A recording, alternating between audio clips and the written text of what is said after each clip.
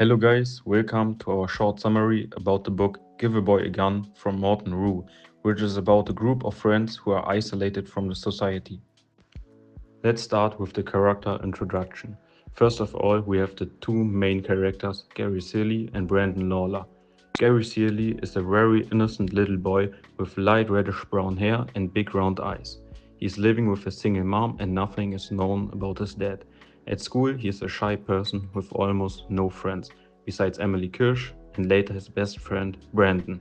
He accepts the situation and knows that he's not one of the cool kids. The other main character is Brandon Lawler. Brandon used to live in Springfield and had many friends at his old school. He was very popular and funny in class. One day, his parents decided to move to Middletown, which happened during 7th grade. From that point on, he was no longer one of the popular students, but belonged to the outsiders and got bullied. He met Gary at school and they became very good friends. The group of friends consisted of Allison Finlay, Ryan Clancy, Brandon Lawler, and Gary Steele. The story centers on the two teenagers, Gary and Brandon, who are victims of bullying and are excluded at their high school in Middletown.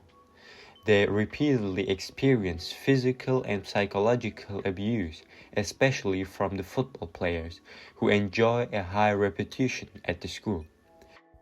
The constant rejection, bullying, and the feeling of not being taken seriously by anyone, either by classmates, teachers, or parents, led Gary and Brandon to think about how to escape the situation. They felt like outsiders and developed a deep hatred for their classmates and the society that allowed such conditions to exist. On one evening, after Brandon was invited to a party by his friend Emily Kirsch, he walked past his enemy, Sam Flash, where he was suddenly attacked by him for no reason. This set Brandon really up, as it wasn't the only time. Getting bullied became normal to Brandon since he was teased up every day at school. A crucial day for Brandon was when his head was dunked in a toilet, which destroyed him mentally. Over time, they started having bad thoughts, and Brandon kept thinking about getting a gun. They were both drinking through a difficult time. Brandon and Allison met one evening and drank a lot of alcohol in the park. Late at night, they were driving around in the middle of nowhere. Brandon, in the passenger seat, pulled out a gun. It turned out he had bought a gun from someone at school. Brandon started shooting out the window with the gun, trying to hit signs. Without saying anything, they both drove around at night and after a few hours, they both went home. They announced an experiment that week without telling them, which they wanted to show over the weekend. They invited Allison and Ryan. Gary got his duffel bag and showed him some colorful paper. When Gary found a good spot, he told him to move far away and he placed his bomb. Shortly afterwards, he came running up and they heard a loud bang and felt the ground shake. Gary was fascinated and watched the blast pattern. The explosion was successful.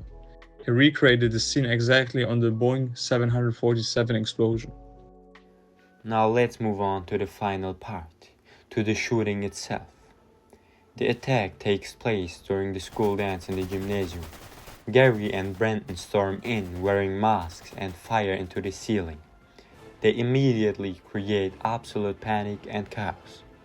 And it quickly becomes clear they don't just want to kill randomly. This shooting is an act of revenge. They forced all the students and teachers to the floor and began to tie them up.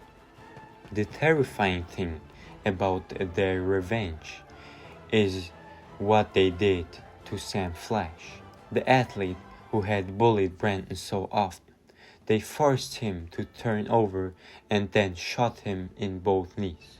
By doing this, they destroyed his future as an athlete. This shows how much hate they felt for him. By time, the situation escalated in a way they both couldn't control anymore. As the police surrounded the building and the situation became more and more hopeless, the unthinkable happened. Gary shot himself, probably because of realizing that there was no way out of the situation in which he was in. Brandon, who is now on his own, was tackled moments later by a classmate and was nearly beaten to death by other students. That's why he fell into a coma. And that was our summary of Give a Boy a Gun. We hope this video gave you a clear understanding of the main ideas from the book. If you found it helpful, don't forget to like the video and subscribe to our channel so you won't miss any future summaries. And also let us know in the comments, have you read this book and what do you think about this book? We would love to hear your thoughts. Thanks for watching and see you in the next video.